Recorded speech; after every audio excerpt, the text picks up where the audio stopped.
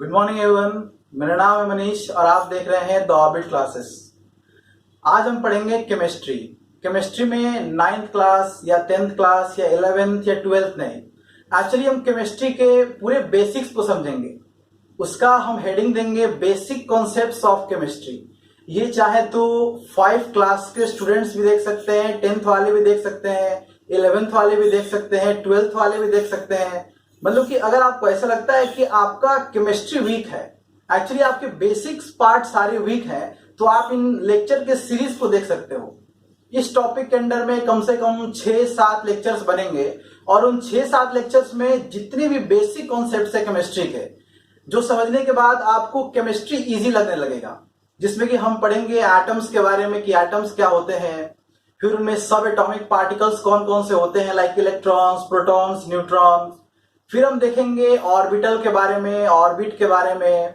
फिर हम लास्ट में क्वांटम नंबर्स के बारे में देखेंगे, हम एटॉमिक नंबर के बारे में देखेंगे, मास नंबर के बारे में देखेंगे, कितने टाइप्स के बॉन्ड होते हैं हम उसके बारे में देखेंगे, covalent bonds, electrovalent bonds, coordinate bonds. मतलब कि इन सीरीज में जितने भी लेक्चर्स आएंगे उसमें हम एक्चुअली केमिस्ट्री के बेसिक्स को समझने जा रहे हैं कि केमिस्ट्री एक्चुअल में है क्या।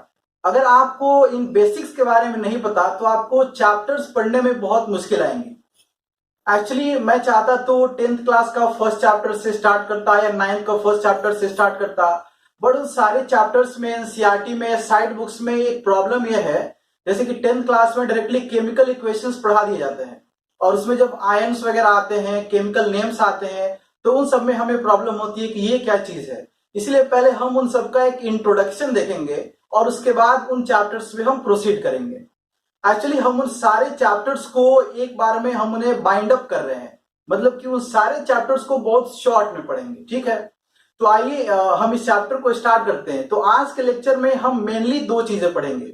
सबसे पहला हम ये पढ़ेंगे कि फंडामेंटल पार्टिकल्स क्या होते हैं, एटम के जो फंडामेंटल पार्टिकल्स जिन्हें हम कहते हैं, लाइक इलेक्ट्रॉन्स, प्रोटॉन्स, न्यूट्रॉन्स। हालांकि ये सिर्फ तीनों नहीं होते हैं, और भी होते हैं, लेकिन हम इन तीनों के बारे में आज पढ़ेंगे। इनमें जितने भी डिटेल्स हो सकते हैं हम उन सारे डिटेल्स को पढ़ेंगे। और दूसरी चीज जो कि हम पढ़ेंगे वो है इसका सेकेंड पार्ट, मतलब कि इलेक्ट्रॉन्स, प्रोटॉन्स, न्यूट्रॉन्स पढ़ने के बाद इनके नंबर से जो रिलेटेड पार्ट है, मतलब कि एटॉमिक नंबर और मास नंबर के बारे में हम पढ़ेंगे। ठीक है, तो चलिए हम इलेक्ट्रॉन्स, प्रोटॉन्स और न्यूट्रॉन्स के बारे में स्टार्ट करते हैं। और उससे पहले हम समझेंगे कि इलेक्ट्रॉन्स, प्रोटॉन्स, न्यूट्रॉन्स कहां पे होंगे, एटम में होंगे। तो पहले हम डिफाइन करेंगे कि एटम क्या होता है, क्योंकि केमिस्ट्री के पहले क्लास में जो सबसे पहला टॉपिक पढ़ाया जाता है वो होता है एटम। तो हम पहले समझेंगे कि ये एटम क्या होता है। इसे समझना बहुत ही इजी है। जैसे कि आप मान के चलिए कि इंग्लिश लैंग्वेज में हम अल्फाबेट्स को लेते हैं। इंग्लिश लैंग्वेज में 26 अल्फाबेट्स हैं। जितने भी इंग्लिश वर्ड्स है वो सारे के सारे उन्हीं 26 अल्फाबेट से बने हुए हैं। जैसे मान लीजिए कि हमारे पास एक वर्ड है बॉय, BOY। इसका मतलब कि इसमें 3 लेटर्स हैं, B, O और Y। और भी आप मान लीजिए कोई और इंग्लिश वर्ड ले लीजिए, जैसे कि बर्थ, तो इसमें भी इंग्लिश के अल्फाबेट्स हैं। दोनों ही वर्ड्स में B और B आया। इसका मतलब कि आप जितने भी वर्ड्स ले लो, इंग्लिश के जितने भी वर्ड्स हैं उन सब में उन 26 लेटर्स के अलावे और कोई लेटर नहीं आ सकता।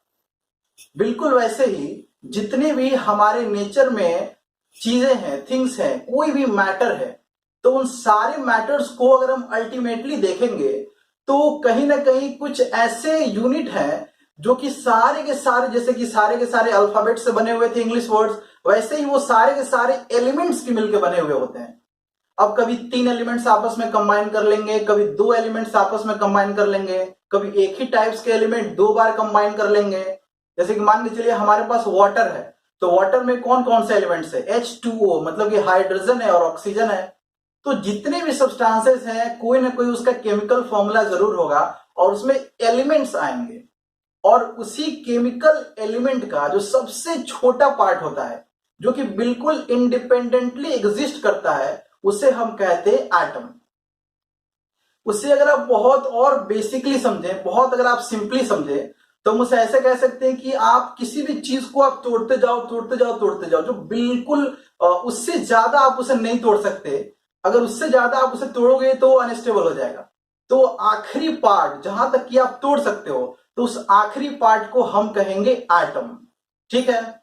और एक्चुअली एटम एक ग्रीक वर्ड से बना है जिसका कि मतलब होता है इनडिविजिबल। इनडिविजिबल का मतलब होता है कि आप उसे फर्दर डिवाइड नहीं कर सकते। ठीक है। तो आइए आप पहले हम एटम का डेफिनेशन लिखेंगे। अच्छा, आइए पहले हम हेडिंग लिख लें। हम क्या पढ़ने जा रहे हैं? हम पढ़ने जा रहे हैं फंडामेंटल्स ऑफ केमिस्ट्री। हम केमिस्ट्री के फंडामेंटल्स को पढ़ेंगे। इसमें जो सबसे पहला टॉपिक है वो है एटम। तो साथ साथ आप कॉपी पेन निकाल लीजिए और जैसे मैं लिख रहा हूं साथ साथ आप भी लिखिए। चलिए एटम को डिफाइन करते हैं हम। इसे हम लिखेंगे it is the smallest part of a chemical element. It is the smallest part of a chemical element which can independently exist. Which can independently exist. तो आप लिखिए इसे, एटम क्या होता है? It is the smallest part of a chemical element which can independently exist. मतलब कि किसी भी केमिकल एलिमेंट का वो सबसे छोटा पार्ट जो कि इंडिपेंडेंटली एग्जिस्ट कर सकता है। बहुत बेसिकली समझे तो सबसे छोटा पार्ट जिसे आप फर्दर तोड़ नहीं सकते। अगर आप तोड़ोगे तो अनस्टेबल हो जाएगा। तो उसी सबसे छोटे पार्ट को हम बोलेंगे एटम। ठीक है। अच्छा, अब यहाँ पे एक सवाल है कि क्या आप कभी एटम को तोड़ ही नहीं सकते? क्या वो एटम सबसे छोटा है? तो इसका आंसर है कि नहीं, आप उन एटम्स को तोड़ सकते हो। मतलब कि वो एटम भी कुछ फंडामेंटल पार्टिकल्स के मिलकर बने हुए हैं। मतलब कि उन पार्टिकल्स को हम कहेंगे सब एटॉमिक पार्टिकल्स। और आपको पता होगा, आपने नाम सुना होगा इलेक्ट्रॉन, प्रोटॉन और न्यूट्रॉन के बारे में। उनकी बहुत रिसेंटली ही उनकी डिस्कवरी हुई है, इन्हीं 100 सालों में। जैसे कि सबसे पहले हम पढ़ेंगे इलेक्ट्रॉन के बारे में, फिर प्रोटॉन के बारे में, फिर न्यूट्रॉन के बारे में। मतलब कि एक एटम जो है, उस एटम में ये सारे अपने अलग अलग पोजीशंस ऑक्युपाई किए हुए हैं, जिसमें कि प्रोटॉन और न्यूट्रॉन वो होंगे एटम के बिल्कुल सेंटर में, और जो इलेक्ट्रॉन है वो होंगे एटम्स के सेंटर के चारों तरफ, जो कि एक फिक्स्ड ऑर्बिट में वो घूमते रहते हैं, फिक्स्ड पाथ में वो घूमते रहते हैं। और उन्हीं फिक्स्ड पाथ को हम ऑर्बिट कहते हैं। और जो प्रोटॉन्स और न्यूट्रॉन्स हैं वो बिल्कुल सेंटर में होंगे, और उस सेंटर को हम एटम का न्यूक्लियस कहते हैं। उसे हम न्यूक्लियस कहते हैं। इसका मतलब कि इलेक्ट्रॉन्स एटम के सेंटर के चारों तरफ, मतलब कि एक्स्ट्रा न्यूक्लियर पार्ट में, न्यूक्लियस के चारों तरफ वो प्रेजेंट होंगे, वो घूम रहे होंगे, ऐसे ऑर्बिटिंग कर रहे होंगे। अब वो कैसे कर रहे होते हैं वो हम हायर क्लासेस में पढ़ेंगे। और जो प्रोटॉन्स और न्यूट्रॉन्स होंगे वो कहां पे होंगे? वो होंगे बिल्कुल सेंटर में। तो इलेक्ट्रॉन्स, प्रोटॉन्स और न्यूट्रॉन्स के बारे में जितनी भी चीजें हैं, लाइक उन्हें डिस्कवर किसने किया, उसे कब डिस्कवर किया गया, किस एक्सपेरिमेंट से डिस्कवर किया गया, उनके एब्सोल्यूट मास क्या होते हैं, फिर एब्सोल्यूट मास क्या होता है इसके बारे में ही पढ़ेंगे अभी। फिर रिलेटिव मास क्या होता है, फिर एब्सोल्यूट चार्ज क्या होता है, रिलेटिव चार्ज क्या होता है, फिर ये सारे के कहाँ पोजीशन होते हैं, कहाँ लोकेशन इनके होते हैं, ये कहाँ प्रेजेंट होते हैं। तो इन सारी चीजों को समझने के लिए आइए हम एक चार्ट बनाते हैं, और उन चार्ट में इन सारी चीजों को हम हेडिंग्स बना के लिखेंगे। उस चार्ट में ये सारी चीजें कवर हो जाएंगी। ठीक है। तो आइए साथ साथ आप भी चार्ट बनाइए इलेक्ट्रॉन्स, प्रोटॉन्स और न्यूट्रॉन्स के बारे में। बहुत ही इंपॉर्टेंट पॉइंट है, बहुत ही इंपॉर्टेंट चार्ट है ये। 9th और 10th एग्जाम्स में स्पेशली से डायरेक्ट क्वेश्चंस आते हैं। तो आइए हम यहां पे लिखेंगे इस साइड में सब एटॉमिक पार्टिकल्स, सब एटॉमिक पार्टिकल्स। इस साइड लिखेंगे हम सब एटॉमिक पार्टिकल्स, और उन्हीं तीनों पार्टिकल्स को हम यहां पे लिखेंगे। हो सकता है कि आपको थोड़ा छोटा दिखाई देगा, आप उसे जूम कर लीजिएगा स्क्रीनशॉट लेके। और इन सब एटॉमिक पार्टिकल्स का हम यहां पे लिखेंगे सिंबल, और सिंबल के बाद हम यहां पे लिखेंगे कि उसे किसने डिस्कवर किया, मतलब कि डिस्कवर्ड बाय। ठीक। फिर हम इसे यहां पे लिखेंगे कब डिस्कवर हुआ, मतलब कि ईयर ऑफ डिस्कवरी, कब इसे डिस्कवर किया गया। ठीक, फिर हम यहाँ पे लिखेंगे एक्सपेरिमेंट, किस एक्सपेरिमेंट से इसे डिस्कवर किया गया। हालांकि एक्सपेरिमेंट्स हमें ये पढ़ने आगे के चैप्टर्स में, एक्चुअली इन सारे एक्सपेरिमेंट्स को हमें 9th क्लास में पढ़ने होते हैं। जो आगे का चैप्टर है एटम्स एंड मॉलिक्यूल्स, हम वहां पे इन एक्सपेरिमेंट्स के बारे में पढ़ेंगे। बट फिलहाल बस हम यहाँ पे इनका नाम जान लेंगे, क्योंकि एग्जाम्स में डायरेक्टली पूछ लिए जाते हैं कि कैथोड रे ट्यूब एक्सपेरिमेंट से क्या खोजा गया, एनोड रे से क्या खोजा गया, अल्फा पार्टिकल्स के बॉम्बार्डमेंट से क्या खोजा गया। तो वो सारे हम बस जस्ट यहाँ पे चार्ट में लिख लेंगे, ठीक है। आइए, नीचे में और भी है, अब यहाँ पे स्पेस तो है नहीं, तो हम यहाँ पे फिर से बना लेते हैं। देखिए, एक्चुअली 3 इसमें लाइन इसलिए है क्योंकि इलेक्ट्रॉन, प्रोटॉन और न्यूट्रॉन के बारे में लिखेंगे, ठीक है। वहां पे एक्सपेरिमेंट तक हो गया। अब फिर हम इसके आगे यहाँ पे लिखेंगे एब्सोल्यूट चार्ज,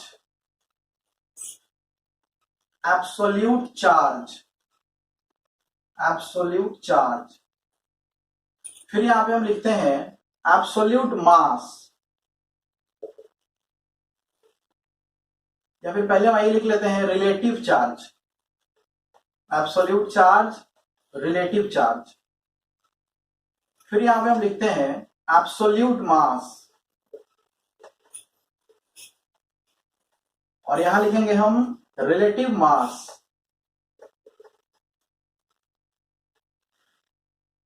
यहां हम लिखेंगे लोकेशन, मतलब कि ये कहां पे प्रेजेंट होते हैं, इलेक्ट्रॉन्स, प्रोटॉन्स और न्यूट्रॉन्स ये कहां पे प्रेजेंट होते हैं, ठीक है। तो सब एटॉमिक पार्टिकल्स में लिख देता हूं, ये कौन कौन से होंगे बताइए। पहला होगा इलेक्ट्रॉन, दूसरा होगा प्रोटॉन, और तीसरा होगा न्यूट्रॉन। चलिए, तो एक बार आप खुद से कोशिश कीजिए इस पूरे चार्ट को भरने की, इसमें कौन कौन से आपको याद है, कौन से याद नहीं है। तो पहले आप एक बार इसे भरिए, उसके बाद फिर मैं इसे फिलअप करता हूं, ठीक है। आपने भर लिया होगा। आइए हम देखते हैं कि इसका सही में इसका एक्चुअल आंसर क्या होगा। सबसे पहले इलेक्ट्रॉन, प्रोटॉन और न्यूट्रॉन के बारे में हम सिंबल है, आइए पहले ये सारे हम देख लेते हैं, फिर हमें सिंबल समझने में आसानी होगी। तो पहले हम बाकी सारा देख लेते हैं। सबसे पहले बताइए, इलेक्ट्रॉन की डिस्कवरी किसने की थी। उसे डिस्कवर किया था जे थॉमसन ने। अगर आपको याद था तो अच्छी बात है, नहीं याद था तो इसे आप याद कर लीजिए। फिर प्रोटॉन की डिस्कवरी किसने की थी, इसे डिस्कवर किया था गोल्डस्टेइन ने, और इसे डिस्कवर किया था जेम्स चार्डविक ने, ठीक। चलिए, इसे आप याद कीजिएगा। फिर हम पढ़ते हैं ईयर ऑफ डिस्कवरी, कब खोजा गया था, कब डिस्कवर किया गया था। इसे किया गया था 1897 में, इसे 1886 में, और इसे 1932 में। मतलब कि इलेक्ट्रॉन की डिस्कवरी हुई थी 1897 में, प्रोटॉन की डिस्कवरी 1886 में, और न्यूट्रॉन की डिस्कवरी 1932 में। और किसे इसे डिस्कवर किया था, चार्डविक ने। बड़ा इंपॉर्टेंट है। आइए हम देखते हैं किस एक्सपेरिमेंट से इलेक्ट्रॉन को खोजा गया। देखिए, एक्चुअली हमें एक्सपेरिमेंट्स के बारे में अभी डिटेल्स में नहीं जानने, बस हम ये एक्सपेरिमेंट्स के नाम जान लेंगे, और उन चैप्टर्स में हम एक्सपेरिमेंट्स के बारे में डिटेल्स में पढ़ेंगे, ठीक है। तो यहाँ पे बस हम एक्सपेरिमेंट का नाम लिख लेते हैं। इलेक्ट्रॉन को जब खोजा गया था, उस एक्सपेरिमेंट का नाम था cathode ray tube experiment, cathode ray tube experiment. इसे मैंने बहुत शॉर्ट में लिखा है, एक्सपेरिमेंट को आप पूरा लिख लीजिएगा। इसे खोजा गया था प्रोटॉन को एनोड रे ट्यूब एक्सपेरिमेंट, ठीक है। और न्यूट्रॉन को डिस्कवर किया गया था अल्फा पार्टिकल के बॉम्बार्डमेंट से, बॉम्बार्डमेंट ऑफ अल्फा पार्टिकल्स। ये आपको उतना समझ में नहीं आएगा, ये आगे के चैप्टर्स में आपको समझ में आएगा, ठीक है। चलिए, यहां पे हम देखते हैं एब्सोल्यूट चार्ज के बारे में, मतलब कि इलेक्ट्रॉन्स, प्रोटॉन्स और न्यूट्रॉन्स पे कुछ चार्ज भी होता है। मतलब कि आपने सुना होगा कि इलेक्ट्रॉन पे नेगेटिव चार्ज होता है, प्रोटॉन पे पॉजिटिव चार्ज होता है। तो हम ये जानेंगे कि इलेक्ट्रॉन पे एक्चुअल में कितना चार्ज होता है। यहाँ पे 2 वर्ड्स हैं, एब्सोल्यूट और रिलेटिव। आइए पहले से हम लिखते हैं कि ये सारे कितने कितने होते हैं, फिर हम समझेंगे कि एब्सोल्यूट और रिलेटिव में क्या फर्क है। पहले हम एब्सोल्यूट चार्ज देखते हैं। यहाँ पे हम लिखेंगे इलेक्ट्रॉन को पहले, फिर प्रोटॉन को, फिर न्यूट्रॉन को। देखिए, इलेक्ट्रॉन पे एब्सोल्यूट चार्ज होता है माइनस में -1.6 into 10 to the power -19 coulomb, और प्रोटॉन पे होगा 1.6 इंटू 10⁻⁻19 कूलम। और न्यूट्रॉन पे कोई चार्ज नहीं होगा, इस पे कोई चार्ज नहीं होगा, इस पे जीरो चार्ज होगा। यहां पे आप ध्यान दीजिए कि जितना इलेक्ट्रॉन पे चार्ज है उतना ही प्रोटॉन पे चार्ज है, बस फर्क इतना है कि ये नेगेटिव में है और ये पॉजिटिव में है, और न्यूट्रॉन पे तो कोई चार्ज ही नहीं है। अब रिलेटिव चार्ज का मतलब समझते हैं। देखिए, एक बात तो बहुत क्लियर है, जैसे मान लीजिए कि हम कभी चार्ज की बात कर रहे हैं या मास की बात कर रहे हैं, तो इलेक्ट्रॉन के चार्ज को किसी बहुत हेवीली चार्ज बॉडी से तो हम कंपेयर करेंगे नहीं। अगर कंपेयर करेंगे तो इलेक्ट्रॉन को प्रोटॉन के साथ करेंगे, मतलब नॉर्मली हम कैसे कंपेयर करेंगे, या फिर बाकी वैसे ही चार्ज बॉडी के साथ में करेंगे, किसी बहुत ज्यादा या इससे बहुत कम चार्ज बॉडी के साथ में तो करेंगे नहीं। तो नॉर्मली हम क्या करते हैं कि एक रिलेटिव चार्ज के कॉन्सेप्ट को डिफाइन करते हैं। यहां पे ऐसा होता है कि जो ये इतना अमाउंट ऑफ चार्ज, आप देखिए यहाँ पे जो इतना अमाउंट ऑफ चार्ज है, इस 1.6 इंटू 10⁻⁻19 कूलम को हम 1 मान लेते हैं। यहां पे हम उसे कहेंगे कि ये 1 है। तो इलेक्ट्रॉन पे इसे हम कहेंगे रिलेटिव, मतलब कि 1.6 इंटू 10⁻⁻19 को हम कहेंगे कि ये 1 है। तो इलेक्ट्रॉन पे कितना रिलेटिव चार्ज हुआ? -1। ध्यान दीजिए, यहां पे मैंने -1 कूलम नहीं कहा, क्योंकि -1 कूलम और इस कूलम में बहुत डिफरेंस हो जाएगा, इसलिए हम उसे बस -1 कहेंगे। तो प्रोटॉन पे कितना होगा? बिल्कुल सिंपल है, +1, क्योंकि 1.6 इंटू 10⁻⁻19 तो दोनों में कॉमन है, तो इसमें होगा माइनस तो उसमें हो जाएगा प्लस। ठीक है, तो आइए हम इसे लिखेंगे। इस पे हो जाएगा -1 और ये फिर प्रोटॉन पे कितना होगा? +1, और इस पे रिलेटिव चार्ज अभी भी 0 होगा, क्योंकि इसका एब्सोल्यूट भी नहीं है तो इसका रिलेटिव नहीं होगा। आइए अब हम एब्सोल्यूट मास देखते हैं इलेक्ट्रॉन का। देखिए, कोई भी चार्ज अगर वो एग्जिस्ट कर रहा है तो उस पे मास जरूर होना चाहिए। बिना मास का कोई चार्ज एग्जिस्ट नहीं कर सकता है, बट बिना चार्ज का एक मास जरूर एग्जिस्ट कर सकता है, क्योंकि बिल्कुल ही ऑब्वियस है, क्योंकि मैक्सिमम मतलब कि बहुत सारे ऐसे ऑब्जेक्ट्स हैं जिसमें कोई चार्ज नहीं है बट मास तो है, तभी तो हम उन्हें ऑब्जेक्ट कह रहे हैं। बिल्कुल वैसे ही यहां भी न्यूट्रॉन, इसके पास आप ध्यान से देखिए, इसके पास कोई चार्ज तो नहीं है बट मास जरूर होगा, और इनके पास चार्ज है फिर भी मास होगा।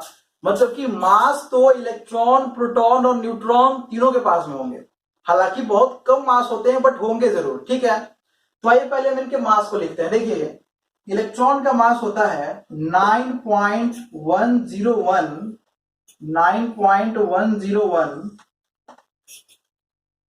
इंटू 10⁻31 kg, और इसके पास होगा 1.672 इंटू 10⁻⁻27 kg। केजी में हम इसे लिख रहे हैं, आप इसे चाहो तो किसी और यूनिट में कन्वर्ट कर सकते हो। इसका होगा 1.675 इंटू 10⁻⁻27। यहां पे आप ध्यान से देखिए, आप चाहे तो इसे बस 9.1 लिख सकते हैं, आप चाहे तो इसे 1.67 लिख सकते हैं, आप इसे भी 1.67 लिख सकते हैं, आप इसे 0, 1 या 2 या 5 को आप इसे हटा सकते हैं। नॉर्मली हम इसे वो आखिरी पार्ट हटा के कहते हैं, बट अगर बिल्कुल हम एग्जैक्ट देखना चाहें किसका ज्यादा होता है या फिर किसका कम होता है, तो आप उतने डिटेल्स में जा सकते हैं। यहां पे आप एक चीज ध्यान दीजिए कि प्रोटॉन का और न्यूट्रॉन का यहां पे देखिए मास करीब करीब सेम है, मतलब कि हम इन दोनों मासेस को इक्वल मान सकते हैं। बट इलेक्ट्रॉन का मास इससे बहुत कम है, और वो कितना कम है? अगर आप इसे कैलकुलेट करोगे इनके मासेस से, मतलब कि आप प्रोटॉन या न्यूट्रॉन के मास को आप इलेक्ट्रॉन के मास से डिवाइड कर दोगे तो वो करीब करीब 1836 आता है। मतलब कि करीब करीब वो 1800 गुना छोटा है। मतलब कि इलेक्ट्रॉन का मास प्रोटॉन या न्यूट्रॉन के मास से 1800 गुना कम है। आपको ये बात पता होगा कि किसी भी एटम में जो सेंटर होता है वो सेंटर बहुत ही छोटा होता है, करीब करीब 1,00,000 गुना छोटा होता है एक एटम का सेंटर, और बाकी सारे वो एक्स्ट्रा न्यूक्लियर पार्ट्स ही होते हैं। इसके बावजूद ये कहा जाता है कि एक एटम का जितना भी मास है वो सारा का सारा सेंटर में ही है। देखिए, ऐसा इसलिए कहा जाता है क्योंकि सेंटर में होंगे प्रोटॉन और न्यूट्रॉन, और इलेक्ट्रॉन तो होंगे सेंटर के चारों तरफ, और इलेक्ट्रॉन का मास तो करीब करीब नेग्लिजिबल है। तो कितना भी स्पेस इलेक्ट्रॉन्स ऑक्युपाई कर रहे हैं बट मास तो उनके पास है नहीं। इसीलिए हम ऐसा कहते हैं कि किसी भी एटम का जो मैसिव पार्ट होता है वो उसका सेंटर ही होता है। ठीक है, तो यहां पे हमने देख लिया कि इसका एक्चुअल में मास कितना होता है, हमने केजी में देख लिया। जैसे कि हमने एब्सोल्यूट चार्ज को रिलेटिव चार्ज के फॉर्म में भी देखा था, वैसे भी हम एब्सोल्यूट मास के साथ साथ रिलेटिव मास को भी डिफाइन करेंगे। अब यहाँ पे रिलेटिव मास हम कैसे बताएंगे? देखिए, जितना मास प्रोटॉन का है उतना ही न्यूट्रॉन का है, करीब करीब उतना ही है। तो प्रोटॉन की मास को 1 मान लेंगे। ध्यान दीजिए, यहाँ पे 1 केजी या 1 ग्राम नहीं मान रहे हैं, हम जस्ट एक यूनिट के तौर पे, एक न्यूमेरिकल वैल्यू के तौर पे हम जैसे 1 मान लेंगे। तो प्रोटॉन को 1 मान लेंगे तो न्यूट्रॉन भी करीब करीब 1 हो जाएगा, लेकिन इलेक्ट्रॉन हो जाएगा 1/1836। ऐसा क्यों? क्योंकि इलेक्ट्रॉन उससे उतना गुना कम है, 1800 गुना, 1836 गुना, वो उससे उतना वो कम है। या फिर हम इसे डायरेक्टली 0 भी लिख सकते हैं। ठीक है, तो हम इसे डायरेक्टली 0 नहीं लिखेंगे बट हम मान के चलेंगे कि वो 0 है, तो प्रोटॉन का 1 मान लेंगे तो इसका भी करीब करीब 1 ही हो जाएगा, और इसका मास इलेक्ट्रॉन का 1/1836, क्योंकि अप्रोक्सीमेटली ये 0 है। ठीक है, ये अप्रोक्सीमेटली 0 है। चलिए, तो हमने अब मासेस भी देख लिए, चार्जेस भी देख लिए। आइए अब आखिरी में हम इसका लोकेशन देखते हैं, मतलब कि इलेक्ट्रॉन, प्रोटॉन और न्यूट्रॉन कहां पे होते हैं। मैंने आपको अभी बताया कि प्रोटॉन और न्यूट्रॉन कहां पे होंगे, वो सेंटर में होंगे, मतलब कि एटम के न्यूक्लियस में होंगे, न्यूक्लियर पार्ट में होंगे। और इलेक्ट्रॉन्स कहां होंगे, वो होंगे एक्स्ट्रा न्यूक्लियर पार्ट में, मतलब कि आउटसाइड द न्यूक्लियस। ठीक है, चलिए तो हम इसे लिखेंगे, इलेक्ट्रॉन प्रेजेंट होगा आउटसाइड द न्यूक्लियस और प्रोटॉन्स और न्यूट्रॉन्स प्रेजेंट होंगे in the nucleus. Proton present होगा न्यूक्लियस में और न्यूट्रॉन भी प्रेजेंट होगा न्यूक्लियस में। चलिए, हमने सारे पार्ट्स देख लिए हैं। अब एक और पार्ट यहाँ पे बाकी है, सिंबल। मतलब कि ये बार बार जब हम लिखेंगे तो बार बार इलेक्ट्रॉन, प्रोटॉन, न्यूट्रॉन इतना लंबा तो लिखेंगे नहीं। इसके लिए हमने एक सिंबल बनाया हुआ है कि इलेक्ट्रॉन को किस चीज से डिनोट करेंगे, फिर प्रोटॉन को किस चीज से डिनोट करेंगे, न्यूट्रॉन को किस चीज से डिनोट करेंगे। तो एक चीज यहाँ पे बड़ा इंपॉर्टेंट है कि जब आप इलेक्ट्रॉन को डिनोट कर रहे होते हैं तो आप साथ साथ उसके रिलेटिव मास को और रिलेटिव चार्ज को भी डिनोट कर सकते हैं। जैसे देखिए, इलेक्ट्रॉन को हम डिनोट करते हैं स्मॉल ई से, इलेक्ट्रॉन को डिनोट करेंगे हम स्मॉल ई से, और ऊपर में हम लिखेंगे इसका रिलेटिव चार्ज। तो बताइए, इलेक्ट्रॉन का रिलेटिव चार्ज कितना है, -1, और इलेक्ट्रॉन का रिलेटिव मास कितना है, इतना, करीब करीब 0। तो हम यहाँ पे नीचे में लिखेंगे 0।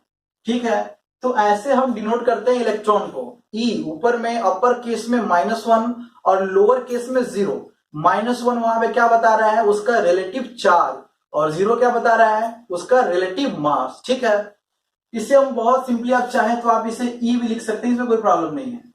फिर प्रोटॉन को हम स्मॉल पी से डिनोट करेंगे। अपर केस से बताइए इसका रिलेटिव चार्ज होगा, वो कितना होगा, +1, और नीचे में उसका रिलेटिव मास होगा। अब इसका रिलेटिव मास कितना होगा, अभी हमने देखा था, इसे हमने 1 कहा था। न्यूट्रॉन, या फिर आप चाहें तो बस पी भी लिख सकते हैं। फिर न्यूट्रॉन को स्मॉल n से डिनोट करेंगे। इसके पास कोई रिलेटिव चार्ज तो है नहीं, देखिए रिलेटिव चार्ज कोई नहीं, इसे हम 0 लिखेंगे, और रिलेटिव मास है 1। ठीक है, अच्छा यहाँ पे हमने इसको दोनों को 1 इसलिए लिखा है क्योंकि आप देखिए जितना प्रोटॉन का मास है उतना ही न्यूट्रॉन का मास है, करीब करीब। तो प्रोटॉन के मास को हम 1 बोलेंगे तो न्यूट्रॉन का भी मास 1 ही हो जाएगा, और इलेक्ट्रॉन का मास उससे बहुत छोटा है, उसे 1836 टाइम्स वो छोटा है, तो हम उसे उतने से उसे डिवाइड कर देंगे और कहेंगे कि वो प्रोटॉन के न्यूट्रॉन के रिस्पेक्ट में उतने गुना छोटा है। अब फिर अगर उससे कंपेयर कर रहे होंगे तो बोलेंगे कि उसका कोई मास ही नहीं है, वो नेग्लिजिबल है, हम उसके मास को नेग्लेक्ट कर सकते हैं। ठीक है, तो चलिए, आपने इलेक्ट्रॉन, प्रोटॉन और न्यूट्रॉन के बारे में जितनी भी चीजें हैं आप सबने देख ली। एक बार आप इसे नोट डाउन कर लीजिए, फिर हम आगे बढ़ते हैं। चलिए, आपने नोट कर लिया होगा, अब हम आगे बढ़ते हैं। ये बहुत ही इंपॉर्टेंट चार्ट है, इससे रिलेटेड आपके एग्जाम्स में बहुत सारे क्वेश्चंस आते हैं, स्पेशली जब इससे ऑब्जेक्टिव क्वेश्चंस आते हैं तो कम से कम इसमें से 1 या 2 क्वेश्चन बहुत ऑब्वियस होता है आना।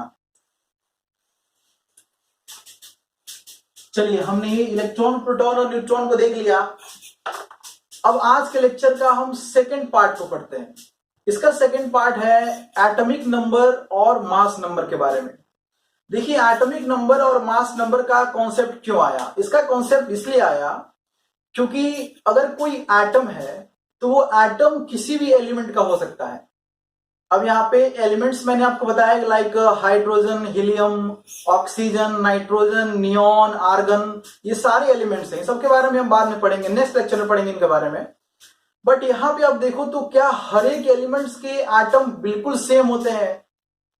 तो इसका आंसर है कि नहीं, सारे एलिमेंट्स के एटम बिल्कुल सेम नहीं होते। यहां तक कि एक एलिमेंट के भी सारे एटम बिल्कुल आइडेंटिकल नहीं होते, उनमें भी कुछ डिफरेंसेस होते हैं। तो आपको ये बात तो पता ही है कि एक एटम में सब एटॉमिक पार्टिकल्स कौन कौन से होंगे? इलेक्ट्रॉन्स, प्रोटॉन्स और न्यूट्रॉन्स। तो अगर एटम आइडेंटिकल नहीं है या फिर एटम सेम नहीं है तो वो किस चीज में डिफर कर रहा होगा? वो डिफर कर रहा होगा इलेक्ट्रॉन्स में, प्रोटॉन्स में, न्यूट्रॉन्स में। मतलब किसी में इलेक्ट्रॉन का नंबर कुछ और होगा, किसी में प्रोटॉन का कुछ और होगा। इसका मतलब कि हमें यहाँ पे जरूरी हो जाता है कि हम ये बताएं कि एक एलिमेंट का एटम दूसरे एलिमेंट के एटम से कैसे डिफरेंट है। तो इसी में सारे टर्म्स आते हैं, एटॉमिक नंबर, मास नंबर, है ना। तो ये पहले हम पढ़ेंगे एटॉमिक नंबर के बारे में। आप इस हेडिंग लगा दीजिए, एटॉमिक नंबर। देखिए, हम एटॉमिक नंबर को कैसे डिफाइन करते हैं। एटॉमिक नंबर को हम ऐसे डिफाइन करते हैं कि किसी भी केमिकल एलिमेंट का अगर किसी एटम में जितने भी प्रोटॉन्स हैं उसे हम उस एलिमेंट का एटॉमिक नंबर कहेंगे। जैसे मान के चलिए कि किसी एलिमेंट को आप ले लो, जैसे मान के चलो कि हाइड्रोजन। अब हाइड्रोजन में हम आगे पढ़ेंगे कि उसमें एक प्रोटॉन होता है, तो हम क्या कहेंगे? हाइड्रोजन का एटॉमिक नंबर 1 है। अब मान के चलिए ऑक्सीजन। ऑक्सीजन के एक एटम में 8 प्रोटॉन्स होते हैं। इसका मतलब कि ऑक्सीजन का एटॉमिक नंबर कितना हुआ? 8। मतलब कि जितने भी प्रोटॉन्स होंगे किसी भी केमिकल एलिमेंट के हर एक एटम में, उतना ही उस एलिमेंट का, उतना ही उस केमिकल एलिमेंट का एटॉमिक नंबर होगा। ठीक है, तो आइए मैं इसे लिखता हूं, अभी साथ साथ लिखिए। क्या लिखेंगे हम इसे बताइए? The total number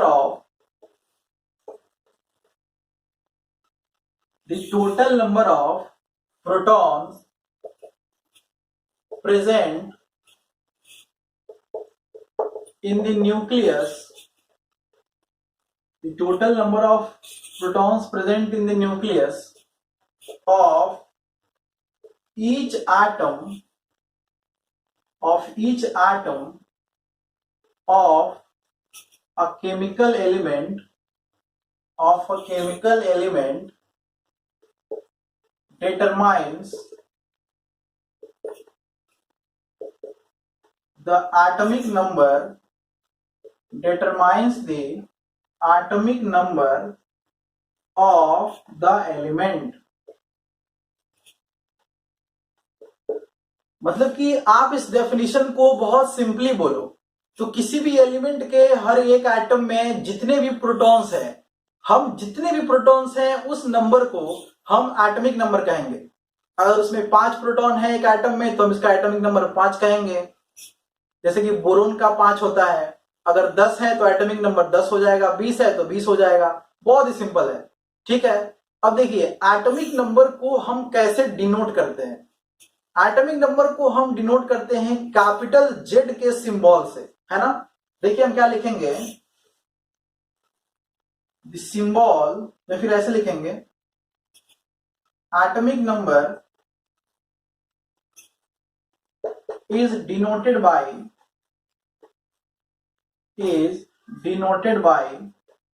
Z. हम इसे जेड से डिनोट करेंगे। मतलब कहीं पे जेड लिखा हो केमिस्ट्री में तो मोस्ट प्रोबेबली वो एटॉमिक नंबर को डिनोट कर रहा होगा। ठीक है, चलिए आप इसे लिख लीजिए। फिर हम पढ़ेंगे मास नंबर। अच्छा, यहाँ पे एक बार हम शॉर्ट में यहाँ पे लिख देते हैं कि जेड क्या होता है, बताइए। जेड होता है नंबर ऑफ प्रोटॉन्स के बराबर। जितने प्रोटॉन्स होंगे उतना होगा उसका एटॉमिक नंबर। ठीक है, चलिए आपने लिख लिया होगा। अब हम पढ़ते हैं मास नंबर के बारे में कि मास नंबर क्या होता है। आप भी साथ में जरूर लिखिए, तो फिर पढ़ने में कोई फायदा नहीं होगा, आप भूल जाओगे। मास नंबर, जैसा कि हमने देखा कि एटॉमिक नंबर क्या होता है, जितने भी उसमें प्रोटॉन्स होंगे उस एटम में हम बोलेंगे कि उतना उसका एटॉमिक नंबर है। बट किसी भी एटम में सिर्फ प्रोटॉन तो नहीं है, उसमें न्यूट्रॉन भी है। इसका मतलब कि न्यूट्रॉन भी किसी भी टर्म में इंक्लूडेड होना चाहिए। तो किसी भी एटम का या एलिमेंट का मास नंबर हम किसे कहते हैं? वो कहेंगे आप उसमें नंबर ऑफ न्यूट्रॉन्स और प्रोटॉन्स दोनों को जोड़ दो, मतलब कि total number of electrons and protons जो कि किसी भी एलिमेंट के हर एक एटम में होंगे, उस नंबर को जितने भी होंगे हम उसे मास नंबर कहेंगे। मान के चलिए कि किसी भी एटम में इलेक्ट्रॉन्स और प्रोटॉन्स दोनों को जोड़ के आ रहे हैं 7, तो हम क्या कहेंगे कि इस एलिमेंट का मास नंबर है 7। अगर कहीं पे आ रहा है 24, तो हम बोलेंगे कि उसका मास नंबर है 24। ठीक है, बहुत ही सिंपल है, जैसे कि एटॉमिक नंबर था वैसे ही मास नंबर है। तो हम क्या लिखेंगे बताइए? The total number of protons and neutrons present in the nucleus of each atom of a chemical element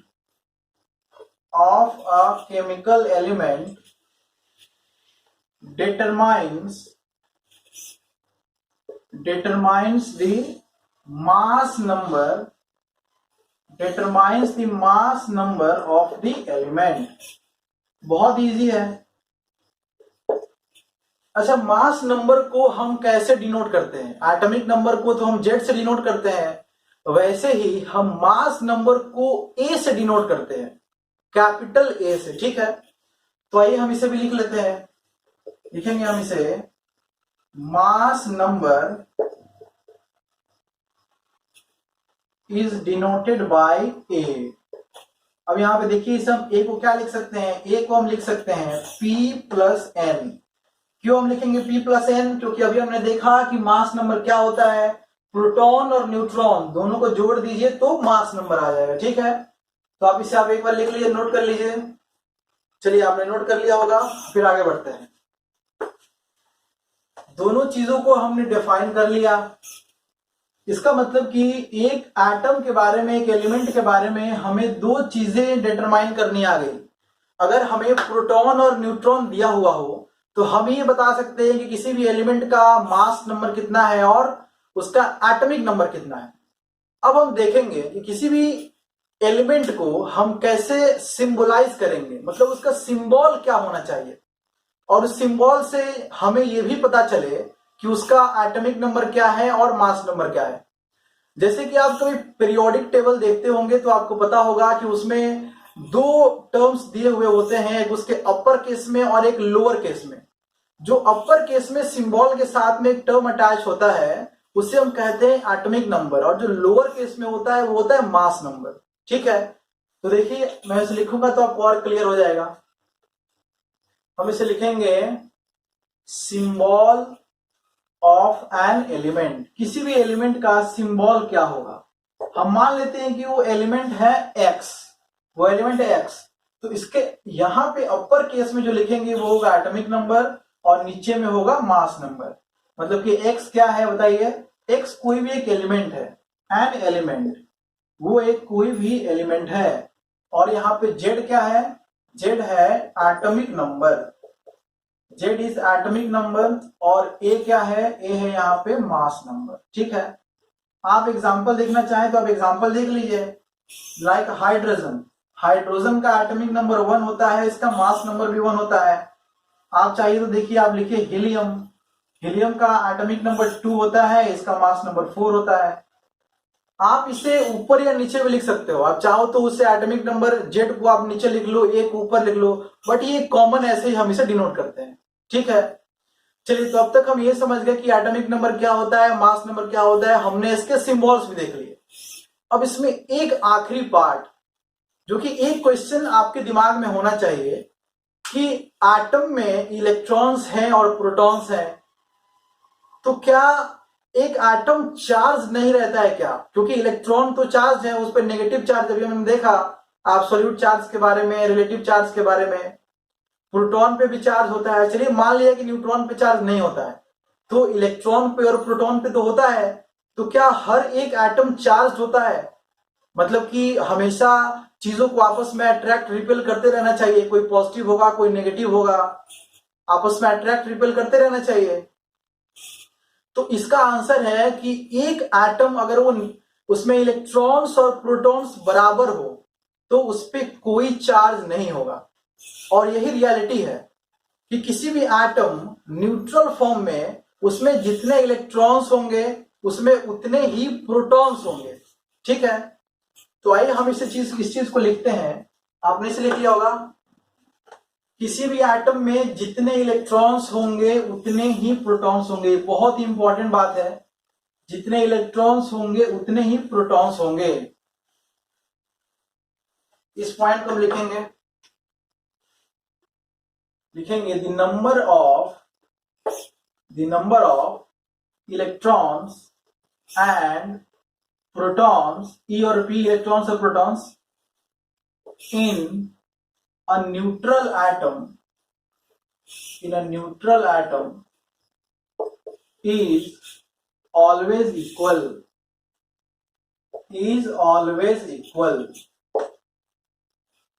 मतलब कि किसी भी न्यूट्रल एटम में जितने भी इलेक्ट्रॉन्स होंगे उतने ही प्रोटॉन्स होंगे। अब यहां पे एक सवाल ये उठता है कि अब ये न्यूट्रल एटम क्या होता है? ये तो बात समझ में आई कि जितने इलेक्ट्रॉन्स होंगे उतने ही प्रोटॉन्स होंगे, बट ये न्यूट्रल एटम का क्या कॉन्सेप्ट है? देखिए, न्यूट्रल एटम तब होगा, मान के चलिए कि 5 इलेक्ट्रॉन है और 5 प्रोटॉन है, तो जितने पॉजिटिव चार्ज उतने ही नेगेटिव चार्ज, तो प्लस माइनस अगर बिल्कुल इनका मैग्नीट्यूड सेम है तो 0 हो गए, तो उन्हें हम कहेंगे न्यूट्रल। मतलब कि किसी भी एटम में जितने पॉजिटिव चार्जेस हैं मतलब कि प्रोटॉन्स हैं, और जितने नेगेटिव चार्जेस हैं मतलब कि इलेक्ट्रॉन्स हैं, तो वो एटम ओवरऑल न्यूट्रल है। ये सवाल पूछा भी जाता है कि एक एटम का जो न्यूक्लियस होता है वो पॉजिटिवली चार्ज होता है, वो न्यूट्रल होता है, वो क्या होता है हम दोनों में से? तो उसका आंसर है कि वो पॉजिटिवली चार्ज होता है, क्योंकि न्यूक्लियस में प्रोटॉन है और न्यूट्रॉन है। न्यूट्रॉन पे तो कोई चार्ज नहीं है, बट प्रोटॉन पे तो पॉजिटिव चार्ज है। इसलिए कभी आपसे कोई पूछे कि क्या एटम का न्यूक्लियस न्यूट्रल होता है, तो उसका आंसर नहीं, एटम का न्यूक्लियस पॉजिटिवली चार्ज होता है, लेकिन एक एटम ओवरऑल न्यूट्रल होता है, क्योंकि न्यूक्लियस के बाहर आ गए इलेक्ट्रॉन, और इलेक्ट्रॉन्स पे नेगेटिव, सेंटर में प्रोटॉन्स पे पॉजिटिव, और प्लस माइनस मिलके हो गए न्यूट्रल। ठीक है, तो एक एटम ओवरऑल न्यूट्रल होता है, तो ये हमने देख लिया। ठीक है, अब देखिए, इनसे हम कम से कम इतना अब तक हम समझ चुके हैं कि एक एटम में कौन कौन सी चीजें होती हैं, एटॉमिक नंबर क्या होता है, मास नंबर क्या होता है। इसमें एक आखिरी टॉपिक हम देखना चाहेंगे कि चार्ज क्या होता है, मतलब कि चार्ज प्रोड्यूस कैसे होता है। मतलब कि आप इसे ऐसे कह सकते हो कि अगर कोई एटम न्यूट्रल नहीं है इसका मतलब कि वो चार्ज है। इसे समझना बहुत इजी है। जैसे मान के चलिए किसी एटम में 7 प्रोटॉन थे और 7 इलेक्ट्रॉन थे, जो कि ऑब्वियसली होंगे ही, क्योंकि न्यूट्रल कंडीशन में तो जितने प्रोटॉन्स होंगे उतने ही इलेक्ट्रॉन्स होंगे। लेकिन उसमें मान के चलिए कि उसमें एक एक्स्ट्रा इलेक्ट्रॉन आ गया, तो उससे क्या होगा? उससे ये होगा कि अभी तक तो 7 प्लस और 7 माइनस आपस में बैलेंस कर रहे थे, बट एक अगर एक्स्ट्रा इलेक्ट्रॉन उसमें आएगा तो उस पर नेगेटिव चार्ज आएगा। देखिए, मुझे समझते हैं, मान के चलिए कि हमारे पास फ्लोरीन एटम है। फ्लोरीन एटम में 7 प्रोटॉन होते हैं और 7 इलेक्ट्रॉन होते हैं। ये बिल्कुल नॉर्मल कंडीशन है, ऐसा फ्लोरीन है हमारा। लेकिन उसमें मान के चलिए कि एक इलेक्ट्रॉन ऐड हो गया, तो एक इलेक्ट्रॉन के ऐड होने से क्या होगा? प्रोटॉन तो उतना ही रहा, बट इलेक्ट्रॉन कितने हो गए? इलेक्ट्रॉन एक बढ़ गया, 8 इलेक्ट्रॉन हो गया। तो 7 प्लस और 8 माइनस, टोटल मिलके 1 माइनस एक्स्ट्रा हो गया। तो यहां पे F हमारा क्या हो जाएगा? F हो जाएगा F माइनस। अगर 2 इलेक्ट्रॉन आते तो F पे डबल माइनस, हालांकि F माइनस यहाँ पे यही एग्जिस्ट करता है, ठीक है। तो हमने ये देखा कि चार्ज भी प्रोड्यूस हो सकते हैं, और वो कैसे प्रोड्यूस हो सकते हैं? नंबर ऑफ प्रोटॉन्स और नंबर ऑफ इलेक्ट्रॉन्स अगर ये दोनों बराबर नहीं है तो वो एटम पॉजिटिवली या नेगेटिवली हो सकता है। अगर उसके पास एक्स्ट्रा इलेक्ट्रॉन है, मतलब कि इलेक्ट्रॉन बाहर से अंदर आया हुआ है, तो उसमें नेगेटिव चार्ज होगा। और अगर इलेक्ट्रॉन उसमें से अंदर से बाहर निकला हुआ है, एक्साइटेड होकर वो बाहर निकल गया, तो उस पर पॉजिटिव चार्ज होगा। जैसे देखिए, मान के चलिए कि हमारे पास एक सोडियम एटम है। अब सोडियम एटम पे 11 प्रोटॉन होते हैं और 11 इलेक्ट्रॉन होते हैं। बट क्या होगा अगर वो एक इलेक्ट्रॉन यहां से लूज कर दे? तो प्रोटॉन तो उतने ही रहे, बट इलेक्ट्रॉन हो गए 10, तो एक पॉजिटिव एक्स्ट्रा हो गया। तो हमारा सोडियम क्या हो जाएगा बताइए? हमारा सोडियम हो जाएगा Na+। तो ऐसे किसी भी एलिमेंट पे, किसी भी बॉडी पे ऐसे ही चार्ज होता है, या तो इलेक्ट्रॉन्स उसमें से बाहर निकल जाए या तो इलेक्ट्रॉन उसमें अंदर आ जाए। अगर इलेक्ट्रॉन उसमें से बाहर निकल गए तो उस पर पॉजिटिव चार्ज आएगा, और अगर इलेक्ट्रॉन उसमें अंदर आ गए तो उस पर नेगेटिव चार्ज आएगा, ठीक है। तो अब तक हमने इन सारी चीजों को देखा। तो आज के लेक्चर में थियोरेटिकल पार्ट इतना ही है। अब जितना भी हमने पढ़ा है, आपको वो सारी चीजें समझ में आई या नहीं, आपका कॉन्सेप्ट क्लियर हुआ है नहीं, हम 2-3 क्वेश्चंस करेंगे, फिर आपको और ज्यादा क्लियर होगा। तो एक बार आप इसको ऊपर वाले चीज को लिख लीजिए। आपने लिख लिया होगा। पहले एक बार आप वीडियो को पॉज करके खुद से क्वेश्चन को सॉल्व करने की कोशिश कीजिएगा, उसके बाद ही सॉल्यूशन देखिएगा। मैं तो सॉल्व करूंगा ही इसे। आइए क्वेश्चन को लिखते हैं। बहुत ही इजी क्वेश्चंस होंगे। देखिए, पहला क्वेश्चन है, what is the mass number, what is the mass number of an atom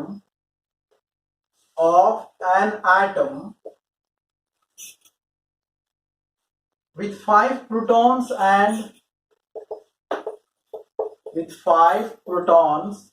and 7 neutrons?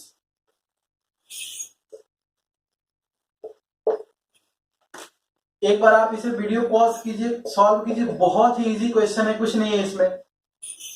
चलिए हम देखते हैं। अब इसे पूछा गया है कि एक एटम का मास नंबर क्या होगा अगर उसमें 5 प्रोटॉन है और 7 न्यूट्रॉन है। अभी हमने देखा था कि मास नंबर क्या होता है, जितने भी प्रोटॉन्स हैं, जितने भी न्यूट्रॉन्स हैं, आप उसे ऐड कर दीजिए, वो मास नंबर होगा।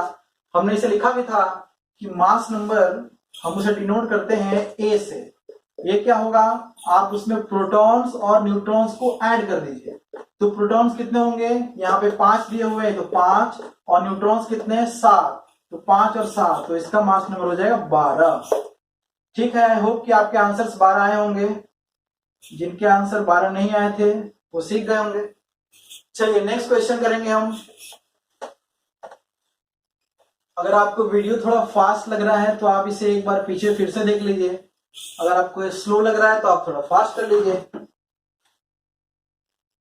चलिए नेक्स्ट क्वेश्चन करते हैं हम। द मास नंबर फॉर, बहुत ही इजी क्वेश्चंस है। The mass numbers for a particular atom, the mass number for a particular atom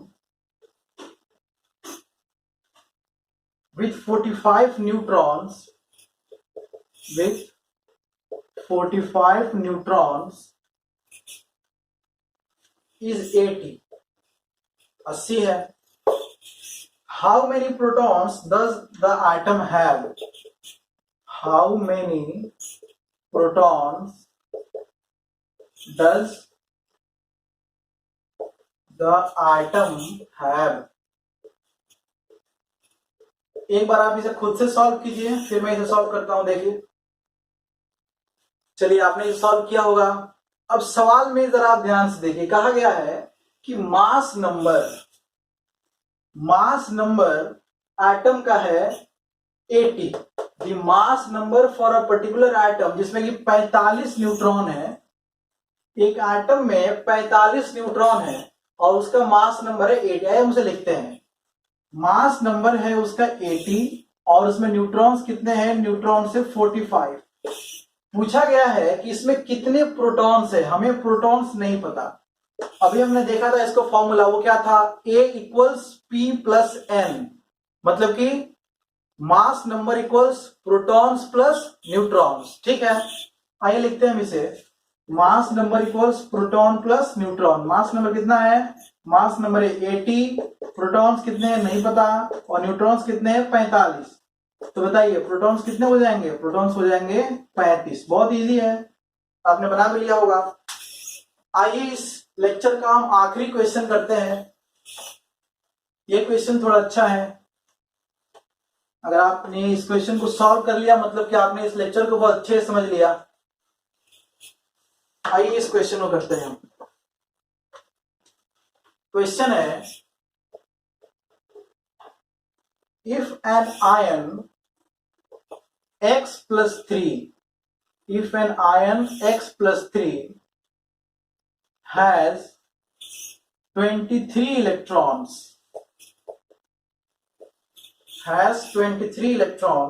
then what is the atomic number,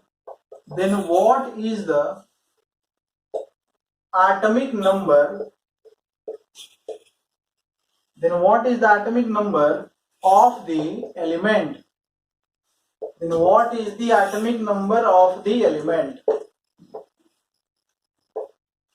एक बार आप इसे खुद से सॉल्व कीजिए, बहुत ही इजी क्वेश्चन है।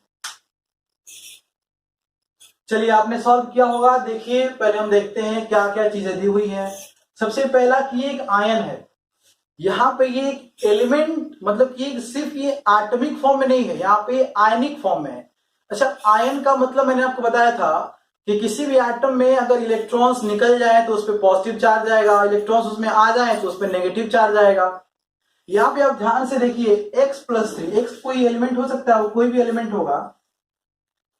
प्लस 3 यहाँ पे क्यों लिखा गया, यहाँ पे प्लस 3 इसलिए लिखा गया क्योंकि इसमें 3 इलेक्ट्रॉन्स नहीं है, मतलब कि इसमें 3 इलेक्ट्रॉन्स नहीं है, इसमें 3 इलेक्ट्रॉन्स बाहर निकल गए तो ही तो प्लस चार्ज आया। अगर इसमें माइनस लगा होता मतलब कि 3 इलेक्ट्रॉन्स इसमें अंदर आए हुए हैं, बट यहाँ पे प्लस लगा, इसका मतलब कि इसमें से 3 इलेक्ट्रॉन्स बाहर निकले हुए हैं। तो अभी कितने इलेक्ट्रॉन्स हैं वो दिए हुए यहाँ पे कि अब भी इसमें 23 इलेक्ट्रॉन्स हैं, अब भी इसमें 23 इलेक्ट्रॉन्स हैं।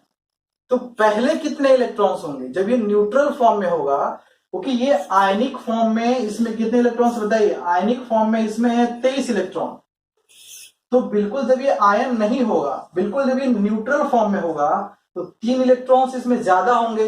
आयन है तो 3 चले गए, और एटॉमिक फॉर्म में होता तो 3 ज्यादा होता।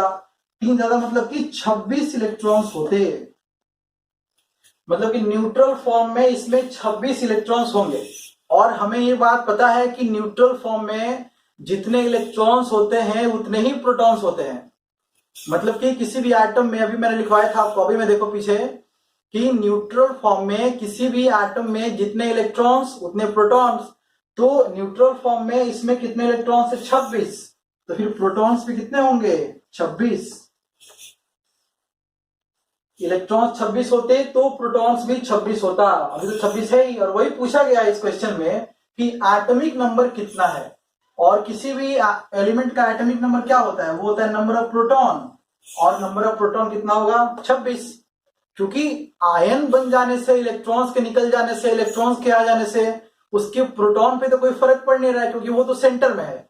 वो आयन बने या एटम फॉर्म में रहे, वो कोई आइसोटोप के फॉर्म में रहे, वो कुछ भी रहे, लेकिन उसके प्रोटॉन पे कोई फर्क पड़ने नहीं जा रहा है। वैसे हमने चेक कर लिया कि अगर इलेक्ट्रॉन्स यहाँ पे 3 कम है, तो अगर वो एटॉमिक फॉर्म में होता तो इलेक्ट्रॉन्स 3 ज्यादा होते, और 3 अगर उसमें ज्यादा होते तो कितने होते, तो 26 होते। तो इलेक्ट्रॉन्स 26 होते तो फिर प्रोटॉन भी 26 होगा, और अगर प्रोटॉन 26 होगा तो एटॉमिक नंबर 26 होगा, क्योंकि किसी भी एलिमेंट का एटॉमिक नंबर होता है नंबर ऑफ प्रोटॉन्स। तो 26 प्रोटॉन तो 26 एटॉमिक नंबर। तो इसका आंसर क्या होगा बताइए, इसका आंसर हो जाएगा 26। मतलब कि इस एटम का एटॉमिक नंबर, इस एलिमेंट का एटॉमिक नंबर कितना होगा 26। ठीक है, तो आज के लेक्चर में हम इतने ही थ्योरीज को कंप्लीट करेंगे। अभी फंडामेंटल्स में, बेसिक्स में बहुत सारी चीजें हमें पढ़नी बाकी है। अभी तो हमने ना तो ऑर्बिट पढ़ा है, ऑर्बिटल पढ़ा है, हमें अभी टाइप्स ऑफ बॉन्ड्स भी पढ़ने हैं, अभी हमने बहुत सारी चीजें पढ़नी है, हमें सारे एटम्स के बारे में पढ़ने हैं, कौन कौन से एलिमेंट्स होते हैं। आप याद करते होंगे नॉर्मली 1 से 20 तक एटॉमिक नंबर, मैं भी आपको बताऊंगा 1 से 20 तक एटॉमिक नंबर। बस साथ साथ हम ये भी बताएंगे, जैसे कि आपने सुना होगा पहले हाइड्रोजन, हीलियम, लिथियम, आप याद करते जाते हो, बट वो वैसे ही क्यों याद करते हो आप हीलियम, हाइड्रोजन, नाइट्रोजन, नियॉन ऐसे इसे क्यों नहीं याद करते हैं? उसी सीरीज में क्यों नहीं याद, उसी सीरीज में उसे क्यों याद करते हैं?